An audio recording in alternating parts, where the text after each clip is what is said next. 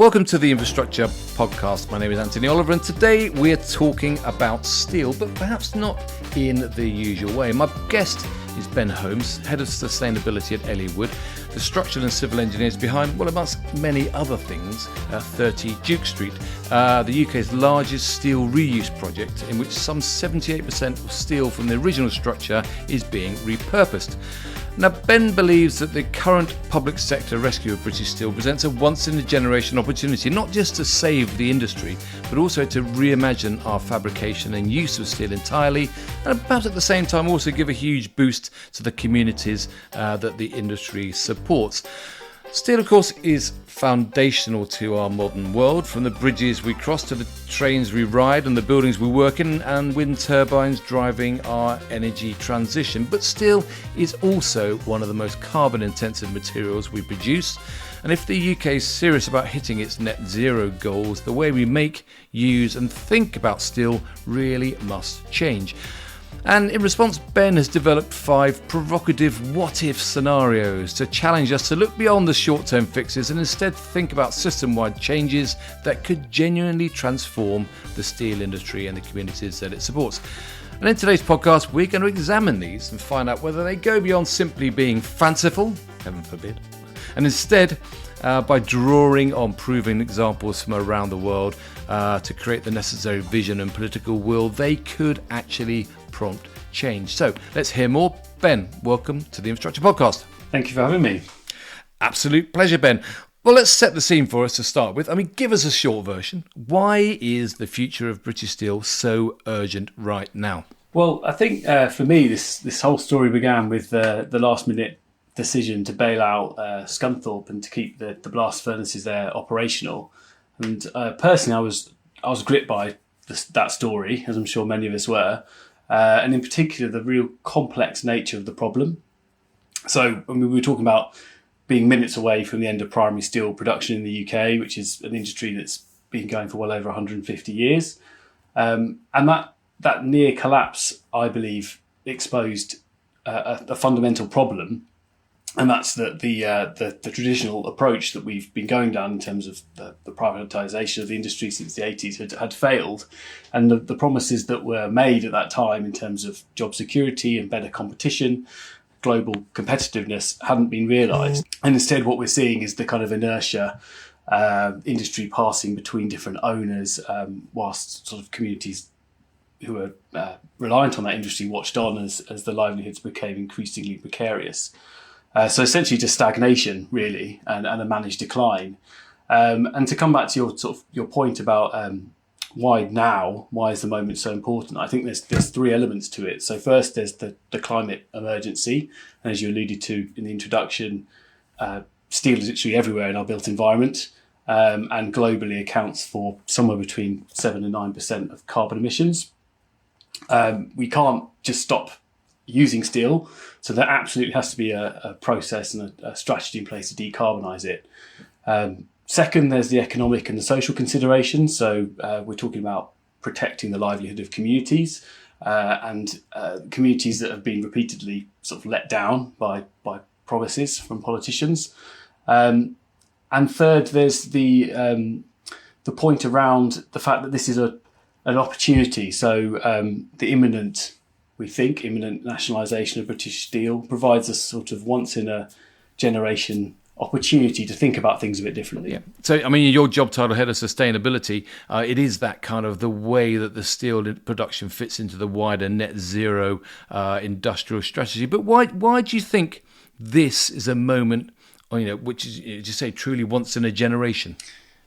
I think if we don't act now, then fundamentally, when will we act? And I think, as I said, the nationalisation provides that opportunity to explore different creative avenues for transitioning this very polluting industry to a low carbon future. I think that potential public ownership might provide some genuinely longer term thinking as opposed to the very short term thinking that we've seen characterised over the last few years. And I think the timing also is perfect in terms of the alignment with the expansion of renewable energy, the potential developments in hydrogen. And I think that all provides the opportunity for a bold vision where we look to really change some of the directions of this industry and not just make fun incremental improvements. Yeah. I suppose reflecting back on a conversation I had recently in the podcast a week or so ago with Diana Casey from the Minerals Products Association, talking about cement. And of course, the point she was making there is if you lose your domestic market, you lose, in many ways, control over that carbon journey because you haven't got so much control over how other countries produce that steel, or in that case, that cement. And that presumably is one critical issue, is maintaining the control over our own carbon destiny. Yes, exactly. Yeah. If we don't address it ourselves, we lose that element of control. And also there's an opportunity, I think, to really demonstrate leadership and to be at the forefront of a change that's desperately needed globally, and to develop the skills needed to support that. Well, that, of course, brings us to the first of your what-ifs, Ben. Let's start going through. The first is, what if we thought generationally, not just electorally? Why does short-term political thinking really hold back steel's transition then? Surely every government wants to make sure that they've got capacity within the UK. Well, I'm not sure if that's entirely true. I think the government is in the process, I should say, of launching the Steel Industrial Strategy later this year, which is very welcome. But I would argue that up until this point, there really hasn't been much of a long-term plan, particularly for transitioning heavy polluting industries like steel to a low-carbon future. I think fundamentally it's a complex problem. It's a problem of managing large sites and complex industrial processes. There's the need to maintain jobs and support local economies, and there's the necessity of delivering a low-carbon product at the end of it. And all of that requires long-term thinking, spanning decades, rather than the very short-term swings that we see in the electoral cycles. Which is where your Steel Futures Fund perhaps comes into this idea about that. How does that work? I think what I'm primarily interested in here is intergenerational thinking, and taking the example of the Norwegian Sovereign Wealth Fund. Obviously, I'm not suggesting that we are able to or replicate that or mirror it completely, but it does provide an interesting case study of how a country has gone about aiming to provide for future generations when a finite resource, in their case oil and gas, runs out. And I think that there's a lot of learnings that we could take from that, and to think about how we can create a fund of money, a pot of money that is ring-fenced for the decarbonisation of an industry like steel over a period of, say, 15 to 25 years, and to try to put in place the governance structures that are needed to ensure that fund is utilised and that strategy is implemented. Because only, I suppose, the public sector has the capability or the motivation to go into something over such a long-term. Exactly. It requires a long time frame. Well, you've also got the industrial sovereignty bonds idea. Tell us about that. What is it, and how do you see the public buy-in working? I think essentially this is a really a green bond or a just transition bond, combining environmental and social objectives within a bond framework. The global green bond market continues to grow, and I think as of 2023 we had something like 35 governments issuing sovereign green bonds. So there's already the infrastructure in place to do this, and I think what's interesting potentially is if we could, alongside having the institutional investors in a green bond or a transition bond specifically aimed at steel decarbonisation, there was a tranche available for citizens to buy into, to provide an engagement with the process. And I'm really interested in how mechanisms that could facilitate that, really. So if you live in an area where the steel production is a key part of the community and the local economy, then making it part of your pension effectively gives you a bit of skin in the game there. Exactly, yeah. Having some form of ownership of it, and potentially even bringing that to expanding that out to the idea of citizen assemblies and having people involved in the decision-making process. And it's a kind of theme that runs through a lot of what I've been talking about. Any risks or barriers for that that kind of fun from being realised? I think there's clearly some barriers and some risks. I think the first is political resistance. So I think governments are always going to be reluctant to potentially put things in place that tie the hands of their successors, and similarly opposition parties might not want to limit their options if they did win power, and this whole idea is reliant on cross-party consensus, which, as we know at the moment, is very difficult to achieve.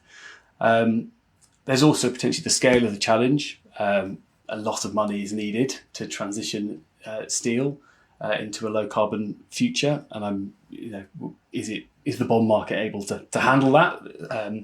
And then thirdly, I think there's the governance structure, which is potentially the most interesting, because how do you balance the long term? How do you protect this from a long term point of view whilst maintaining democratic accountability? So if you're insulating it too much from the democratic process and the electoral cycles, you're risking it becoming undemocratic. But if you don't insulate it enough, you're back to the short-term thinking that we've seen before. So I don't think they're insurmountable barriers, but they're certainly significant challenges. Yeah. Well, as I say, the political cycles, I'm thinking in beyond political cycles, it's historically, and whatever sector you look at, it's been historically a big problem because just the environment we live in. Second point you made, what if. What if we created centres of excellence beyond production? So why does the UK steel industry need to think beyond simply manufacturing capacity? Well, I think fundamentally we know that we can't compete purely on volume or cost of steel production. There's intense competition globally from countries with lower labour costs and cheaper energy. And we're not going to win that battle. But I don't think that means we should give up completely on steel. I think we can redefine what the steel industry is, and we can look at examples, for example, in Sheffield with the Advanced Manufacturing Research Centre, built on a former coal mine site. It's now become a hub where the likes of Boeing, McLaren, Rolls-Royce, they are able to collaborate on aerospace components and advanced manufacturing techniques. So they're not competing on volume, they're competing on innovation, expertise and cutting-edge technology. Yeah, which presumably you're also championing with the 30 Duke Street project. You're trying to get people thinking differently about steel. Yeah, exactly. Yes. So we've tried to push forward a different way of utilising steel at 30 Duke Street with GPE. We've successfully proved the concept of reuse of steel in its current form. So taking a steel beam and using it as a steel beam on another project, rather than sending it to traditional recycling. Yeah. What about steel innovation districts that you mentioned? How could they transform former steel towns? I think the key here is the cross-fertilisation of ideas, and there's enormous potential in having different industries but related industries near to each other.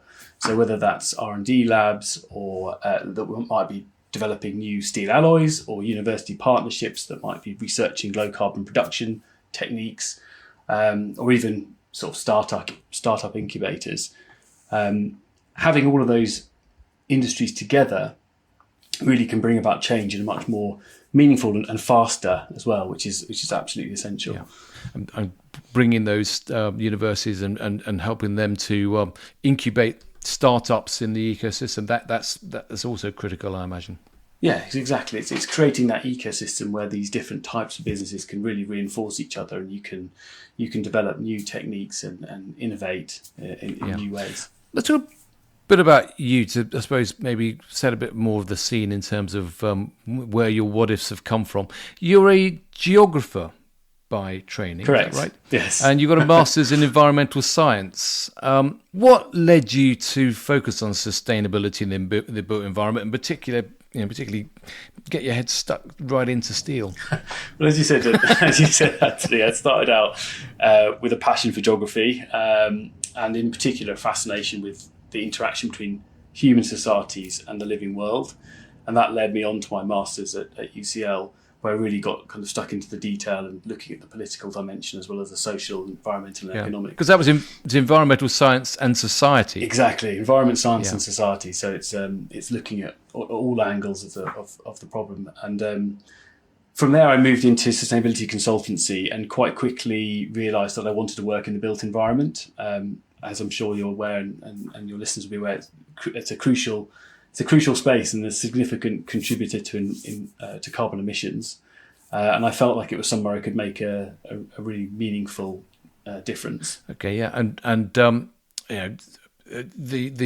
we've mentioned the 30 Duke Street creating such a storm in the sustainability world. I mean, what excites you particularly about? Obviously, there's a lot of reuse of material, but what really excites you about that as a project and as an exemplar? I think it's it's not only the fact it's the largest steel reuse scheme that's come to sight in the UK at the moment. It's also the way that we've worked collaboratively with everybody who's been involved in the project to really prove this concept. So before this, there were smaller. It was done on a much smaller scale. There were projects using bits of reused steel here and there, but it was never proved at this scale, and it was never proved that it could be done and commercially viable at this scale. So that is a real success, and it's a real exciting project to be part of, to actually bring that to make it a commercial reality. Right, yeah. Well, you've worked, say, as you said, since 2010 as a sustainability consultant. I mean, given the pressures on industry right now, and you mentioned the fact that steel, and cement were critical parts of the built environment. They're both what you might describe as hard to abate materials. I mean, is it getting easier or harder to perform that role of a sustainability consultant in the business right now? I think it's actually a bit of both. I think that in many ways it's easier. So there's a much greater understanding of sustainability and a demand for sustainability services. So I don't feel that we're fighting such an uphill battle just to convince people that it matters. But at the same time, there's a huge amount more accountability needed. We've got to be very rigorous. We've got to be very transparent. And underlying all of that, there's this sense of urgency as we sort of approach climate change tipping points and needing to move faster and faster. So I think in some ways it's easier, but in others it's a lot harder than it was. But, one of the things that is clear is that in your role you are thinking, yes, you're working in the built environment, but you're also thinking and using that society part of your masters. You're thinking about the people that it serves. You're also, I think you remain a fellow of the Royal Geographic Society. What does that? How does that add to your arsenal of skills that you've got to tackle the built environment? I think, it's interesting you've asked that. I feel like I've come a bit of full circle in my career, coming back to geography and being made a fellow of the Royal Geographical Society. What I am using with that sort of training and that background is really thinking about spatial relationships between resources, production, communities, and seeing connections across different scales, from local steel communities to the global supply chain. So that's what I find fascinating, and I'm trying to bring that into my work and my practice on a day-to-day basis. And it's also very nice. It is a very nice headquarters, yes. Do you spend a lot of time hanging out in the map room? I do love a map, yeah. But when I can, I get down there to. So what else do you get up to when you're not thinking about carbon reduction, still futures, and where you are in the world map wise? I have a 3-year-old son, so he keeps me very busy and on my toes, which is great, and also really kind of makes the thinking that we're talking about, intergenerational thinking, much more tangible when you're thinking about the world that your children will inherit. Yeah. And when I do have a bit of time for myself, I enjoy open water swimming, which I feel is a time to sort of reflect and reconnect with the natural world. Another opportunity for some more campaigning and activism there then. Yes. I've got to crack the steel question first, and then Well, where do you normally swim? Is it are you Hampstead Ponds, or are you the ocean? It's fresh water. It's a place called Hartsyoung Mariners Base. It's in Cheshunt, so just north of London. Yeah. Very good. And do you limit that to the warmer weather, or are you all year round? Hardcore? I try to do a bit of all year round. I'm trying to get better at going during the colder months, but it is it's more challenging. Well, yeah, definitely more challenging. Yeah. Anyway, look, let's get back to your third what ifs. What if we made green steel the standard, not the exception? Well, tell us, how do you describe green steel, and why has it remained a niche in the UK while countries like Sweden perhaps forge ahead? Well, I think to understand this and to kind of grapple with this question, we need to just touch on the kind of current steel making landscape. So the dominant method for producing steel at the moment is the blast furnace basic oxygen furnace route, and that accounts for around 70%-ish of world steel production. Essentially, that's the sort of steel making you think of when you think of how they make steel, reducing iron ore in a blast furnace to create liquid iron and then converting it to steel in a basic oxygen furnace. And that's very carbon intensive. So you release carbon emissions when you burn the fuel, and you also release carbon in the process of reducing the ore. So that's one method. The other main method that we have is electric arc furnaces, which are around 20% of global production. And they effectively melt scrap steel using electricity, which is a more environmentally friendly option because you can obviously use renewable energy to power that. And you might think, well, why don't we just transition everything to electric arc furnace?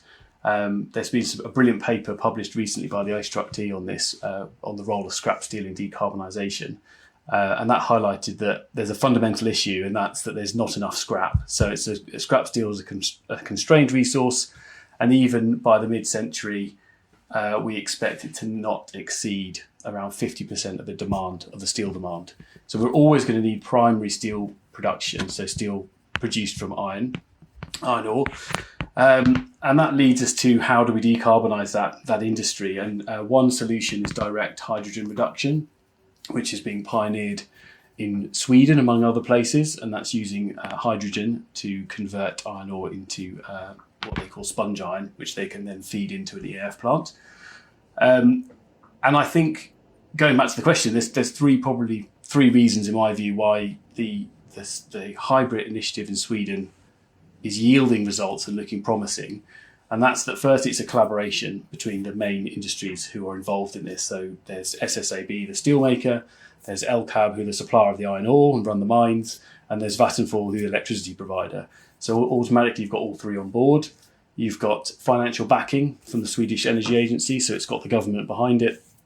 And thirdly, they're able to make use of surplus renewable energy, which is wind and hydro power. And they have reformed their energy pricing. So it's decoupled renewable energy costs from fossil fuel costs, which is really key, actually, because in this country, cost of energy is a huge barrier. So on the flip side, the barriers and why we haven't gone in the same direction are basically those issues. We don't have a proper collaboration across the industry. The government hasn't been backing it, and we have a very expensive energy pricing system. Which is why you're talking about a hydrogen steel valley concept, where you're co-locating hydrogen and steel production, and maybe bringing in offshore wind into the picture as well. So you're creating these hubs for the production of green steel. Yeah, exactly. It's one idea. It's the idea that you need to think. It's not just about steel. It's about other related industries. So we need to also potentially invest in hydrogen and creation of hydrogen, and we also need to invest in the renewable energy that powers the whole process. And those need to be co-located, because you can't transport hydrogen long distances for various reasons. It's not the infrastructure. There's safety challenges. There's cost. So it makes sense to have those located close to each other, so that they can work together, basically.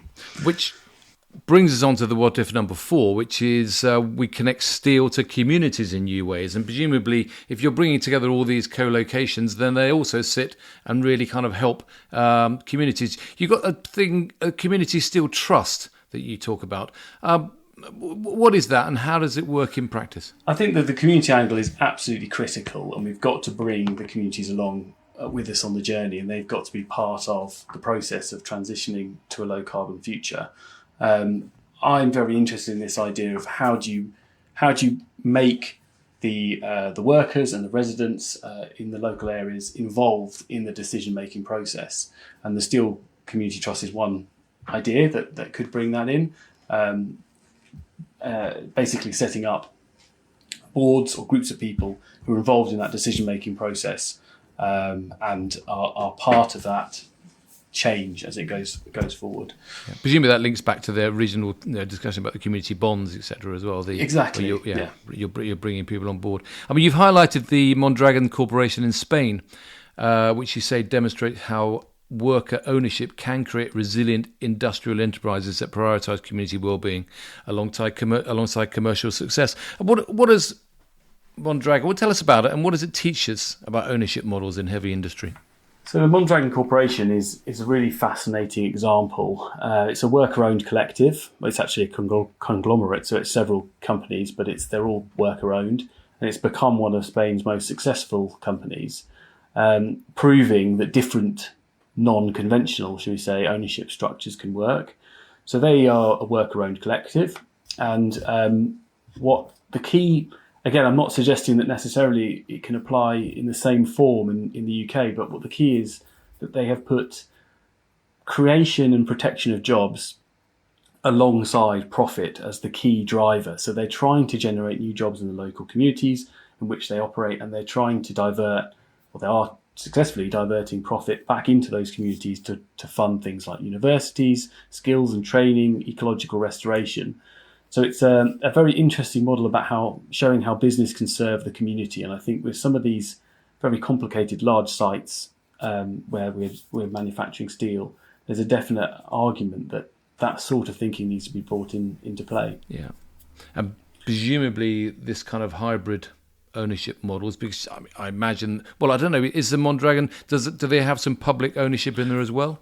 I believe they're purely worker owned. Yeah, so it's a worker collective. Yeah, right. But I mean, these hybrid ownership models, presumably they make steel production more resilient in the downturns as well, because while obviously the focus is on steel production, there's also an awful lot more going on in that collective.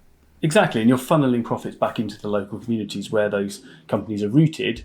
And I think what we've seen is, clearly that the steel industry in this country is not very resilient, if anything. And part of that is that the money's been taken out by successive owners over the years. So actually making sure that capital stays within the local community will safeguard jobs, and it will make those companies more resilient in the future. Yeah. Which brings us to the last what if, and I suppose it reflects on the fact that the realities are that there will be former steelworks sites that need to be repurposed. Former steelworks, you say, what if they became mixed-use districts? I mean, what is the potential for repurposing these steel sites rather than just demolishing them? This is something that is very close to the work that I'm doing on a day-to-day basis, and it's something that I'm very kind of passionate about. And I recognise as part of this piece that a lot of these facilities and sites will change and need to change in how they operate, and they might not need to be as large, or they might need different types of infrastructure or facilities. So there's going to be inevitably buildings and infrastructure that aren't needed in their current form. And I think that what we should be doing, or what we should be looking at already, is a strategy for being more creative and imaginative about how we repurpose those, keeping the kind of industrial language and the heritage. And places like King's Cross and the transformation around there show how that can be achieved in creating some of that, keeping that industrial heritage and language, and not losing that and just thinking we have to just flatten everything and start afresh. So I think there's a huge move towards that reuse and the reuse of structures and buildings. But of course, you've got to convince developers and planners to think more imaginatively about these sites, and that's the challenge. What kind of response have you had when you've floated these ideas in front of those kind of folk? We are starting to see some change in the industry. I think that there's always been a natural hesitancy because there's perceived risk in reusing, and it's thought of as being more straightforward, just demolish and rebuild. But we are seeing now a lot of developers starting to look at how we can take an adaptive reuse approach and be profitable, but also create really interesting places. And I think one of the key things I'm fascinated about. I think sometimes constraints can actually boost imagination and boost creativity. So when you're working, for example, with an existing building, you can actually come up with much more creative solutions than if you're given a blank canvas to start with.